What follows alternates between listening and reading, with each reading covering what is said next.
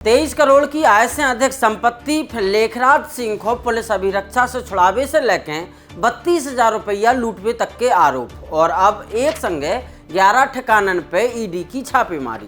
2021 से ही कोनो न कोनो मामले में पूर्व विधायक दीपनान सिंह दीपक यादव पब्लिक के बीच में चर्चा को केंद्र बिंदु बने हुए हैं और अब यही क्रम में ईडी को एक नोट सामने आओ है।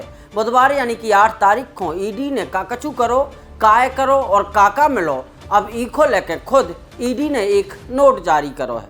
झांसी की गरोठा सीट से पूर्व विधायक दीपनान सिंह दीपक यादव के खिलाफ प्रवर्तन निदेशालय यानी कि ईडी ने बुधवार को बड़ी कार्रवाई करी थी। ईडी के मुताबिक झांसी, लखनऊ और उत्तर प्रदेश के अन्य शहरन में कुल 11 ठिकानन पे एक संगे छापामार कार्रवाई करी गई थी, लेकिन जो सब अचानक नहीं भाव। ये पूरे मामले की शुरुआत 2022 के विधानसभा चुनाव के पहले से शुरू हो जाता है, जी के बाद सरकार ने पूर्व विधायक दीपनान सिंह की जांच कराई थी। 30 जुलाई 2022 को उत्तर प्रदेश के सतर्कता अधिष्ठान यानी कि विजिलेंस टीम ने दीपनान सिंह दीपक यादव के खिलाफ भ्रष्टाचार निवारण अधिनियम के तहत 13(1)(b) और 13(2) की धाराओं में FIR दर्ज कराई। FIR में आरोप लगाए गए कि विधायक रहत भय सार्वजनिक जीवन के दौरान पूर्व विधायक ने अपनी ज्ञात और वैध आय से कितों अधिक संपत्ति बनाई। FIR में विजिलेंस ने जो भी दावा करो कि निर्धारित जांच अवधि में दीपनान सिंह यादव की वैध आय लगभग 14 करोड़ 30 लाख रुपया थी, जबकि उनने करीब 37 करोड़ 32 लाख रुपया खर्च या निवेश करे, यानी कि उनकी आय से 23 करोड़ 2,24,400 रुपया ज़्यादा और खर्च पाए गए, जिनको संतोषजनक जवाब जांच एजेंसी के अनुसार उन्हें नहीं मिल पाओ। विजिलेंस की यही FIR को आधार बना के अब प्रवर्तन निदेशालय यानी कि ईडी ने मनी लॉन्ड्रिंग की जांच शुरू कर दी है। ईडी को कहबो है कि मामला सिर्फ आय से अधिक संपत्ति को नहीं है, बल्कि जो भी जांच करी जा रही है कि कथित तौर पे जो पैसा अवैध तरीका से कमाओ गो है उको सफेद यानी कि वैध कैसे बनाओ गो है। ईडी के प्रेस नोट के मुताबिक दीपनान सिंह यादव के खिलाफ उत्तर प्रदेश के अलग अलग जिला के कई थानन में 60 से ज़्यादा आपराधिक मुकदमा है। इनमें डकैती, हत्या के प्रयास, रंगदारी, धोखाधड़ी, आपराधिक विश्वासघात और जालसाजी जैसे गंभीर आरोप शामिल हैं।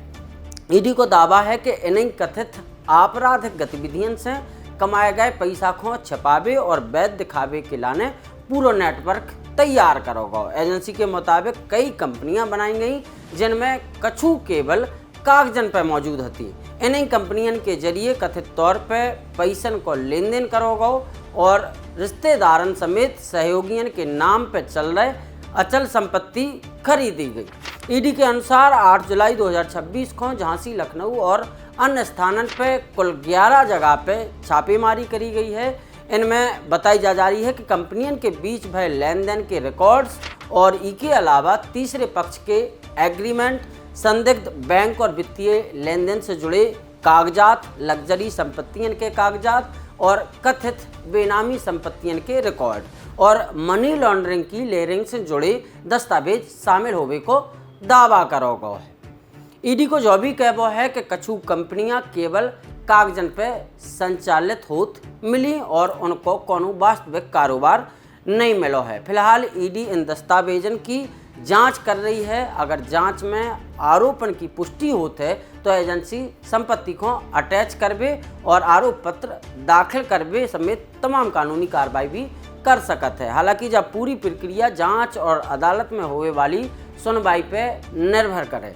महत्वपूर्ण बात यह है कि विजिलेंस की FIR और ईडी की प्रेस विज्ञप्ति में जो बातें कही गई हैं वे जांच एजेंसियों के आरोप और दावे हैं। अब मामला की जांच जारी है और कोनो भी व्यक्ति को अदालत द्वारा दोषी ठहराए जावे तक कानून की नज़र में वो दोषी नहीं मानो जाते। फिलहाल ये पूरे मामले में सबकी नज़रें ईडी की अगली कार्रवाई पर टिकी हैं।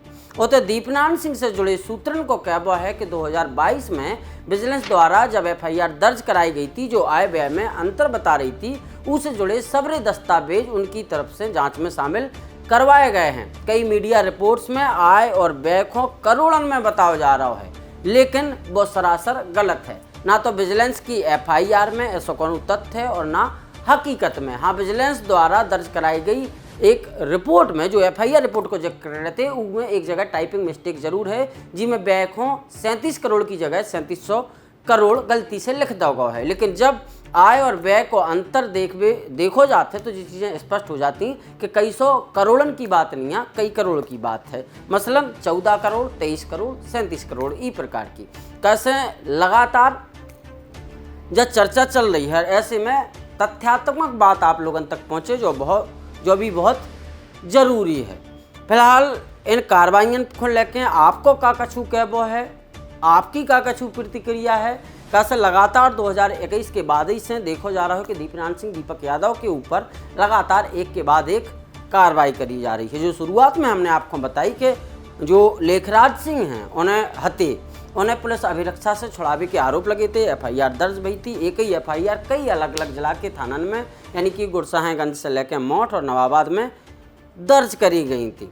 इसके बाद फिर 32,000 रुपया लूट को ताजोई प्रकरण है, सब लोगों को याद है। और अब ED की एक संगे दीपनारायण सिंह दीपक यादव के 11 ठिकानों पर छापेमारी को आप लोग कैसे देख रहे हो, पब्लिक कैसे देख रही है, जनता कैसे देख रही है, जो जानना भी बहुत महत्वपूर्ण है। और जो बतावे के लाने बुंदेली वार्ता को कमेंट बॉक्स नीचे खाली है ताकि आप लोग अपनी प्रतिक्रिया दे पाओ। प्रतिक्रिया इसे मांगत हैं कैसे अखबार में, टेलीविजन मीडिया में आप लोग खबरें तो देख लेते, खबर कैसी लगी, बकवास लगी, अच्छी लगी, औसतन लगी, उसकी प्रतिक्रिया आप लोग फीडबैक नहीं दे पाते हो। लेकिन डिजिटल मीडिया की जो खूबी है कि अगर खबर आपको बेकार, बकवास, रद्दी कैसो भी लगवे, अच्छी लगवे, बहुत अच्छी लगवे तो नीचे आप लिख के बता सकत हो, अपनी प्रतिक्रिया दे सकत हो। तो नीचे प्रतिक्रिया जरूर दियो।